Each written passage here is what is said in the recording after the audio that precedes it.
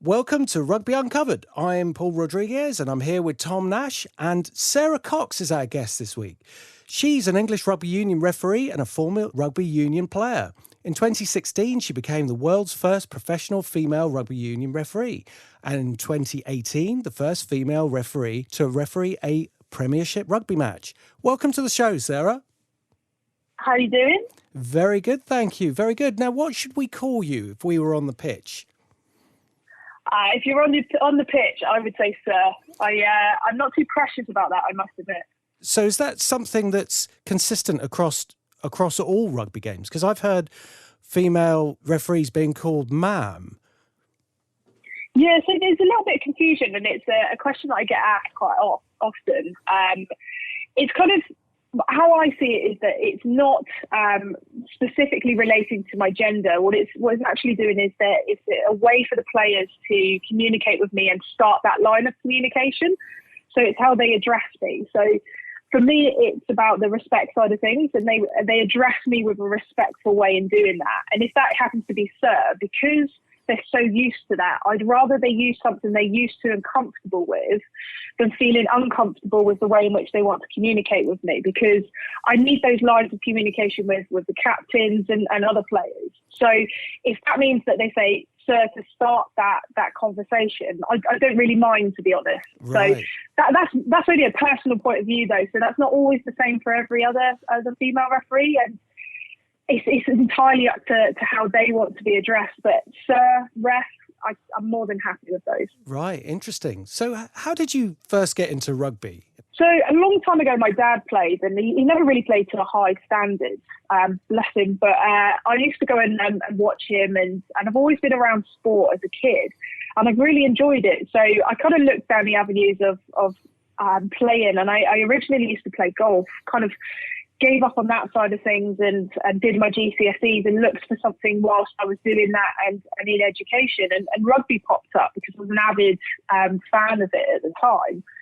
And I used to watch the Exeter Chiefs when they were in Championship, and I used to follow those guys every weekend. And it kind of sparked a bit of I kind of want to go and play, and not that time there weren't a great deal of female teams around, so I kind of hopped around a little bit just trying to find a place to play, and I landed on Columpton to start with, and then we moved over to Exeter Saracens, and I kind of played under 18s for those guys. So it was great, and it was lovely to be involved in. And then I kind of looked down a different avenue after a couple of unsuccessful England trials, and landed on refereeing, and here I am today.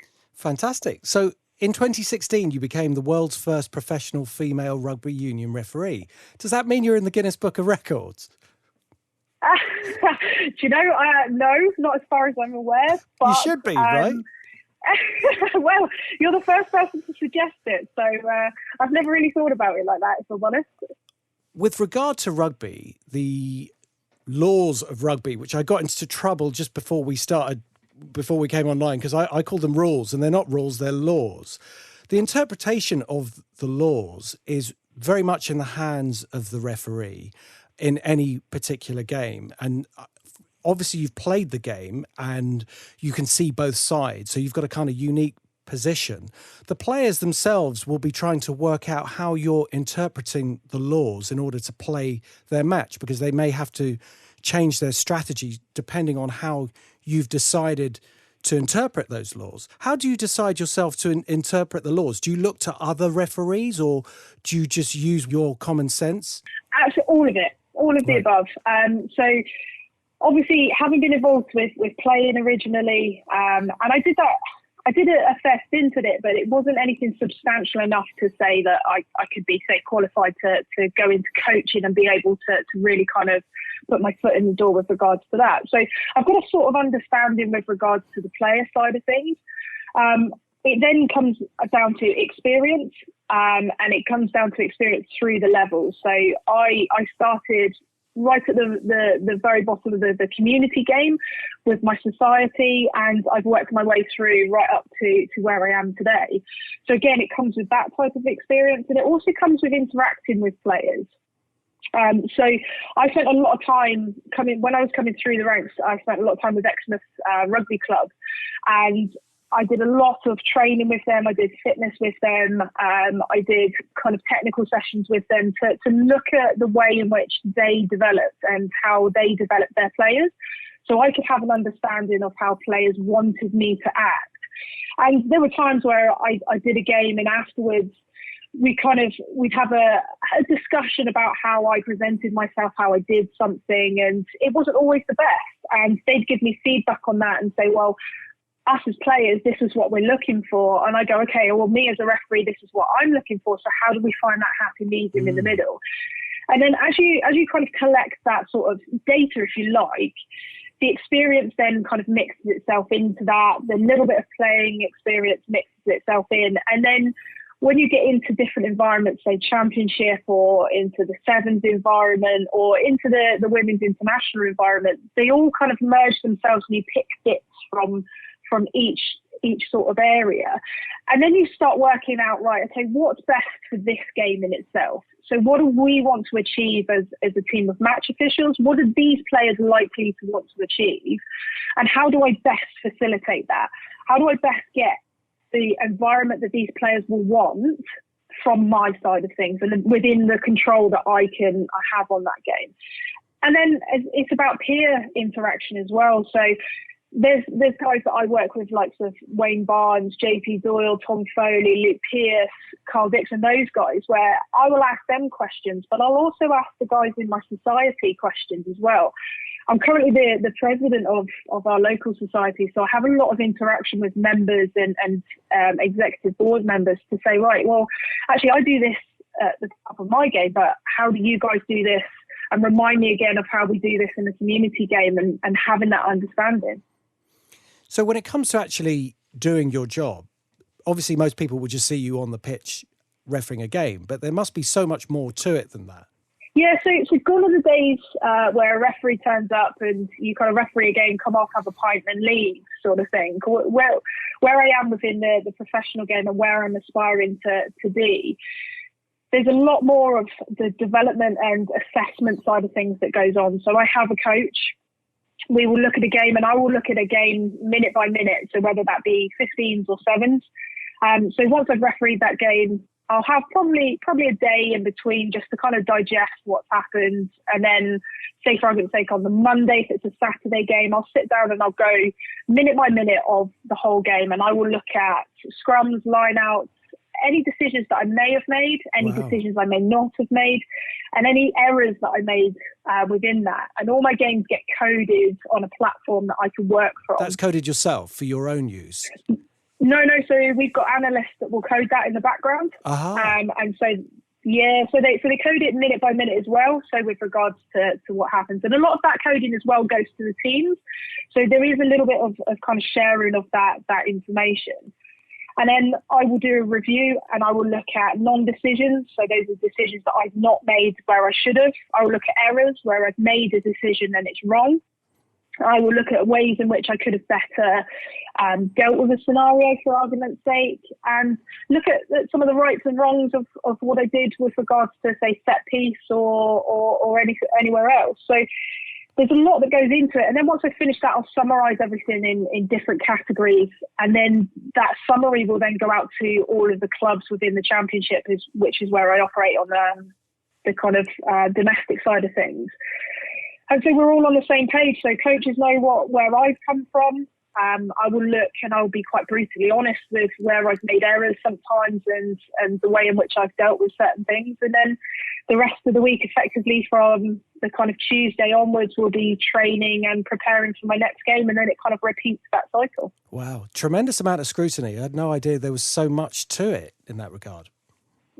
Yeah, so you've got your own personal development. You've also got that little bit of scrutiny from the media side of things, from coaching and from playing. So you've got to make sure that you cover all your bases and make sure that you're developing yourself enough to be able to really kind of bring that package to the next game and say, okay, well, what I learned from last time is now I can take this into this game. And that can be anything from smiling at a player all the way through to I made a catastrophic error that has changed something within that game. So we look at everything and my peers will do the same.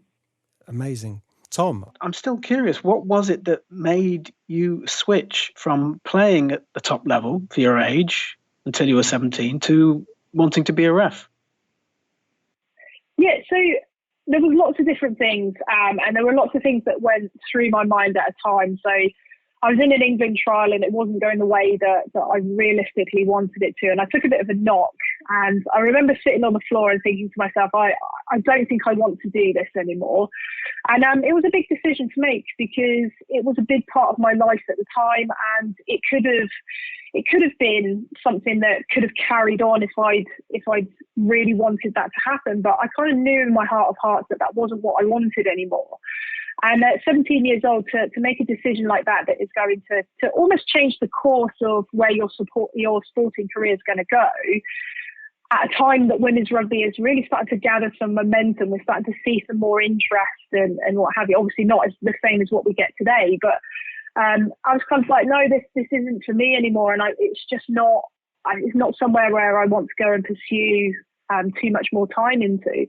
So I looked at coaching and I was like, okay, well, realistically, I don't have enough experience at the age of 17 with regards to life to be able to give to other people to say, it's not only just about the rugby, but it's also about what life experiences I can give to you guys to move forward. And I can't do that. And I would be doing a disservice to those players and they'd be doing a disservice to the game. So I thought, right, okay, well, what's my next avenue? Okay, well, I'll have a look at this refereeing lark and see where I can go with that. So I did a course pretty soon after all of that happened. And I loved it. For whatever reason, I was like, this is great. Like, I really like the idea of this, and signed on to my local society. And at the time, a guy kind of took me under his wing and became my mentor. And I now actually work with those guys to make sure that I'm putting back into the community game because of what they did for me. And we went from there, basically. And I just gathered momentum within the game. I loved it week in, week out. And the love for the refereeing side of stuff was like, well, I think this is my calling. And so funnily enough, I went back a few years later to referee what I was originally involved in as a player in an England trial for, I think it was the under-20s at the time, possibly. I went back to referee that same trial, but this time as a referee. And the coach, Giselle Maber, actually came up to me and said, Coxie, I think this is your calling. I think this is great. You look so comfortable and you look so happy and you're enjoying everything. And I really love where you've gone with this. Stick at it and see where it goes. And here I am today.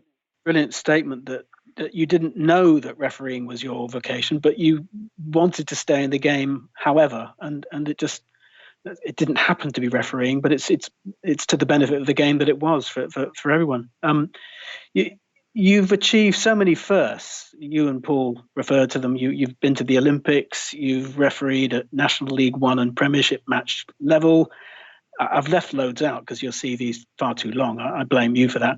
But was the prospect of refereeing your first men's game intimidating? It was new. You were blazing a trail for women. I'm just curious. Do you know, in all honesty, I didn't really realise what I was doing. So for me, I've always gone my career looking at myself as a referee.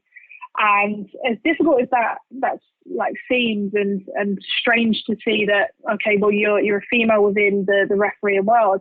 I've always gone out on that pitch and said, well, I'm a referee and I'm here for a reason. And I've looked at the players, well, you're all players. You're here for a reason. So let's kind of make this game happen, sort of thing. I can remember my first men's game.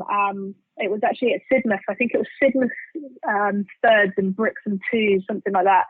And I actually went with my mentor just to watch him referee it. And he said, I'll chuck the kit in the car. And he said, oh, you can run touch for me. I was like, oh, yeah, okay, no worries.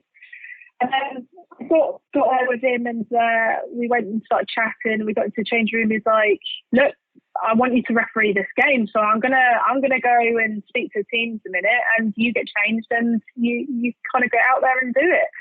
And I was like, oh, God, a panic set in. I was like, my God, I've only done junior level. Like, I've done under 13s, under 14s. What do you mean you want me to put me into a men's senior game? And there was nothing riding on this game. It was just a bunch of lads that were out to have a good laugh and play some really good rugby. And I was like, okay, well, I'll have a go at this. And off I went, and there was actually a lovely picture that turned up in the newspaper, completely off the back of something else to do with that game, nothing to do with me. And it was me having a laugh with one of the players. And I felt that really encapsulated what I wanted to achieve. And I kind of got the bug for it there, and it just kind of continued the ball rolling. And my society just kept supporting me with whatever I wanted to do and made sure that they could help me do it.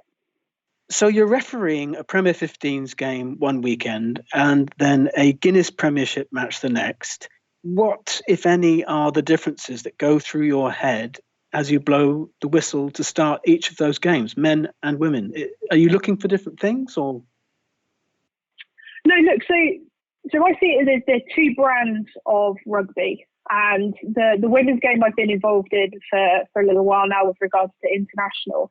And with regards to women's Pro 15s, is that they are, because they're played by different players. Equally is the same as men's championship rugby is completely different to men's level 5 rugby. And that's just the way that the game kind of has allowed itself to be. And I think it's great. And am I looking for different things? No, I'm still applying the same set of laws, but what I'm doing is facilitating in a slightly different way. So the way in which I facilitate the women's game might be slightly different to the way that I facilitate a men's championship game or the Premiership Cup game that I was involved in, because they're different standards of players with regards to kind of the way the game is played. So Premiership Cup games are played differently to Championships played differently to National 3, and that's also played differently to women's rugby. But what I need to make sure is that I go out there and facilitate that game and do it so that those players enjoy that game, not focus on me. Yeah, okay. So you are the first referee I've seen to include a piece about your own physical fitness. As a referee, I saw that piece that you did with Alex Reid, strength and conditioning at England Rugby. You're almost becoming one of the players in your head by understanding on a certain level what they go through to prepare for a game, because you're almost one of them. You're preparing physically for the game. Absolutely. And look, I don't take impact. Well, not on purpose anyway. There have been times I have taken some impact, but that's because I've got myself in the wrong position. But with regards to that side of things, I don't go out and I don't tackle. I don't hit the floor and then have to get back up and do those types of things that players do. But what I do have to do is make sure that physically I can keep up with that game, and at the same time make decisions when I start to get tired. And there are times where I know as a player where you can hide out on the wing, and I used to hide out on the wing a little bit when I could catch my breath, compose myself, make sure I've got enough of a focus on the game, and then go back in and seek for the ball again. Whereas as a referee, I've got to make hundreds and hundreds of decisions throughout the whole game. And I don't get subbed at half time. I don't have the opportunity to change over. I've got to do it from minute one right the way through to that very last minute. And I've got to make sure that I'm accurate in doing that. So by keeping my physical fitness up, it allows me to keep thinking logically and keep making decisions even when I'm fatigued. And that piece that we looked at with Alex, I was actually rehabbing at the time, and it was really important to not only get me back to fitness, but also make sure that I could get back to fitness and mentally be in the right place to do that. And as I thought about it at the time, I said again, you are like one of the players in a sense. But anyway, okay. So my daughter is 15. She's interested in rugby, thanks largely to her dad and uncles. She's not so keen on the prospect of the physical contact involved. What would be your advice to her based on what you've experienced since you were 17?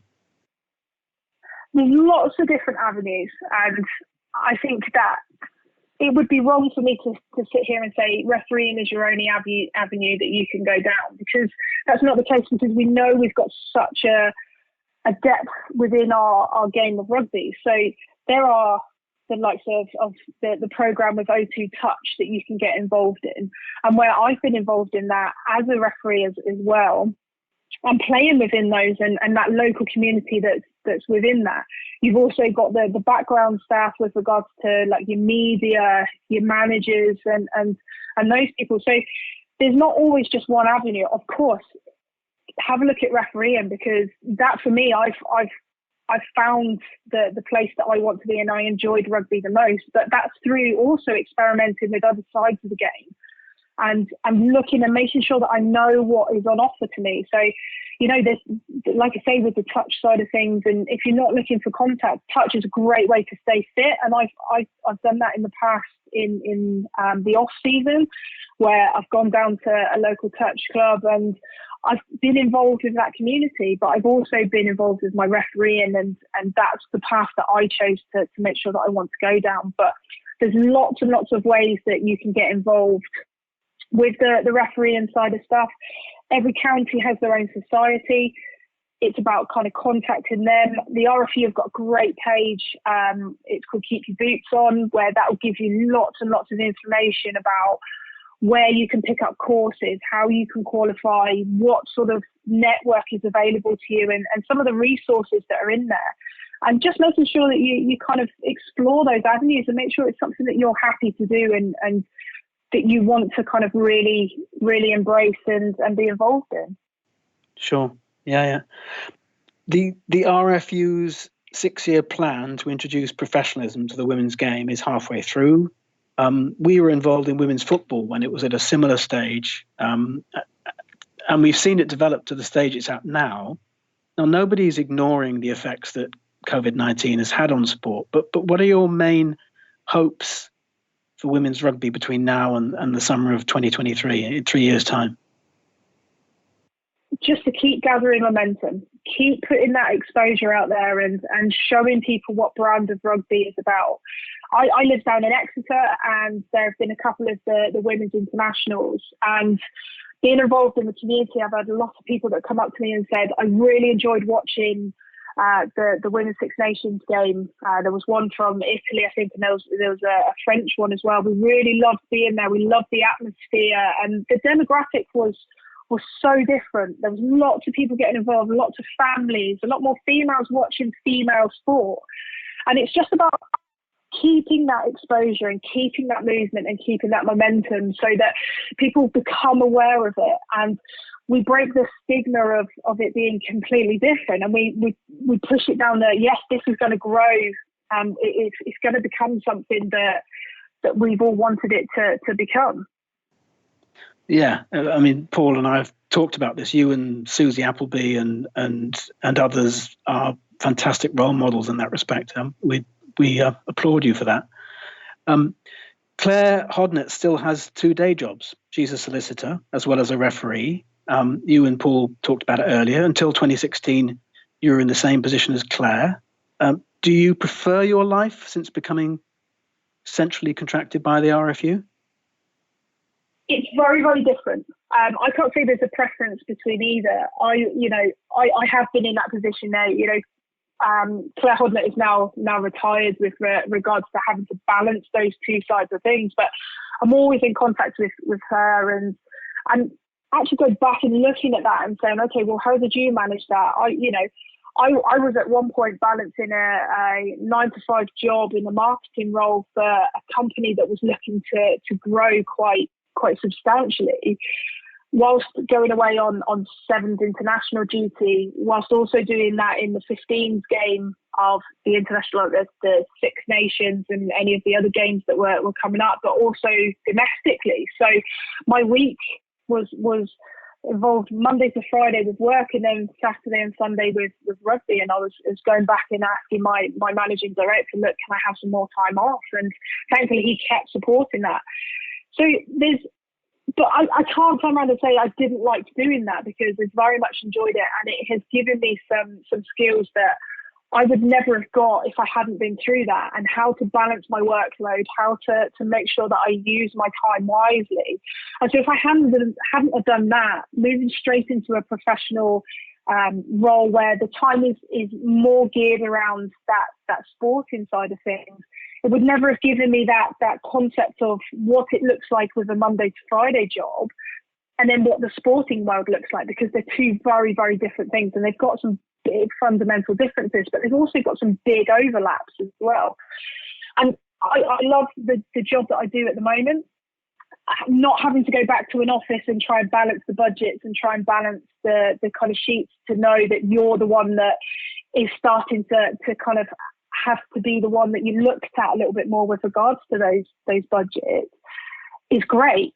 But at the same time, I can't thank that job and my managing director enough to say, you gave me some experiences that I will never ever be able to get again, because that effectively is past now and we've moved on. So I don't say, to go back to your question, I don't think there's a preference between the two. I've taken some really valuable lessons from the both of them, and I absolutely love what I do now. If somebody was out there wanting to learn the laws of rugby, what are the resources that they could use to help them? So we've got lots of different resources. There's one with World Rugby. They do a law exam, which you can go on, you can sign up, and you can actually go through that exam, and it'll give you a little certificate at the end of it. Picking up the actual law book itself, so there's an app, and there's also the physical book in itself. And what I used to do is kind of watch a game of rugby and then have a look when the referee says something, because every referee these days, when it's televised, is linked up to the TV, so you can hear what they're saying. And I think that helps us immerse ourselves in the game and kind of really connect with that. So you know what that referee is doing. So when the referee used to say, I'm penalising you for not rolling away, okay, well, I'll have a quick look in the law book. What does that say? What does that look like? Oh, okay, so I can apply that. And look, that was because I personally had a vested interest of a route that I wanted to go down. I'm not saying that that's the same for everyone else, but also about talking to local referees and talking to people that every community has referees, and it's just picking their brains. I used to pick the brains of players after games and say, well, what does this law look like? How do you interpret it? And what is it that you look for from me? And then also there's the RFU side of things. So with regards to their website, there's lots of resources on there that can push you to certain places to have a look at the laws. We've had a lot of online webinars recently, one of which I was involved in with regards to kind of referee positioning. So there's lots of things out there that you can keep your hand in and have a look at. But the laws are complicated, and it's a game that I don't think we'd shy away from. That it is quite a complicated game with regards to how we play it as well. So applying laws and watching how someone plays, it can be quite difficult. But once you get the idea of things, you kind of start picking up naturally what it looks like and why certain things happen and so on and so forth. Do you think there'll be more technology that comes into the game to help you ref? Look, I'm lucky enough that in my Women's Six Nations that I can actually use a TMO, so I can kind of have that backup plan if I need it. Is there likely to be more technology involved in the game? Of course there is, because we live in a world that technology is constantly evolving, and it's constantly looking at different ways that we can do things. And I think that's only going to add and enhance the game, where we can look at, we've started to look more at player GPS. They also put GPS on us as referees as well to see what we do, and comparatively looking at that as players versus as referees. We're looking at the analytical side of things. So, like I alluded to earlier on, is our games get coded very similar to what they would for players. So we're looking at that side of things. We look at the physical side of things of how technology can play a part in that. So it's only going to keep evolving. I think it's just naturally going to do that within the sport, let alone specifically just for referees. Another interesting aspect of rugby compared to, say, football is the respect that the players have for the referee. And it's something my daughter, I would prefer her to see more rugby matches than football matches, given some of the behaviour towards referees that occur in different games. Absolutely. Look, comparatively, you could say that you can't compare them because they're two very different sports. And I obviously know the domain of rugby, and I know how I conduct myself with those players. And if I'm respectful to them, more often than not, you get that same respect back. Now, it's the same in every walk of life. you walk into an office, you will find out where the kind of lines are of that office and where you can push those boundaries. And you know, we've all been in kind of employment of Monday to Friday office side of things or very similar, where, you know, you can have a disagreement with another employee, but you always have that respect for that person. And that's the same in the game of rugby that I found, is that you always have that respect and you can push those boundaries. But once you find those boundaries, it's about understanding that we've got the respect for each other to say, we're not going to take that any further. But if you do take that further, then as a referee, I have a duty to the game to tell you and highlight that that's not acceptable anymore. And you as a player have a duty to the game and the core values of rugby union to not take that any further. And I think as a rugby family, personally, I buy into those values, and I found pretty much through the whole of my career, a majority of people will buy into those values as well. And I think that's where our game it sets itself apart, is that we all buy into that because we are a rugby community and a rugby family. Doesn't matter how you play the game or how you're involved in that game. Amazing. So Sarah, are you on social media at all? Yep, so I've got Twitter and Instagram at Sara Cox Ref, Sarah without an H, unfortunately, which causes lots of problems for me. But at the moment, I must admit, I'm not really posting too much on either of those platforms, just because, to be honest, there's not a great deal of rugby on, and I'm pretty sure that people won't want to see what I do as a normal day-to-day life. So I don't know. You never know. They might be. Well, I'm not sure walking the dog is of everybody's interest. Well, there's plenty of dog lovers in the UK, that's for sure. So. Excellent. Okay, well, Sarah, thank you so much for coming on the show, and we look forward to seeing you pitch side. It'd be really great to actually have an interview after a match with a referee, so we'd hope to do that in the future. We're really looking forward to everything getting back to normal as well, and getting on the pitch and watching some games. Brilliant. Thank you very much for having me. I really appreciate it. It's great to have a chat with you guys and kind of put the referee side of stuff across. So brilliant. Hopefully we'll start getting the old referee name out there and making a couple of the to-dos with kind of how referees are looked at. Because I'd love for more people to get involved. I really would. Thank you so much, Sarah. Thank you so much. Take care. Hope it all goes well. No worries. See you soon. Thank you, guys. Bye now. Cheers then. I'm absolutely amazed at the amount of scrutiny that referees have to undergo, but isn't she brilliant? Thank you so much to Sarah, and thank you so much for listening, and we will catch you next time.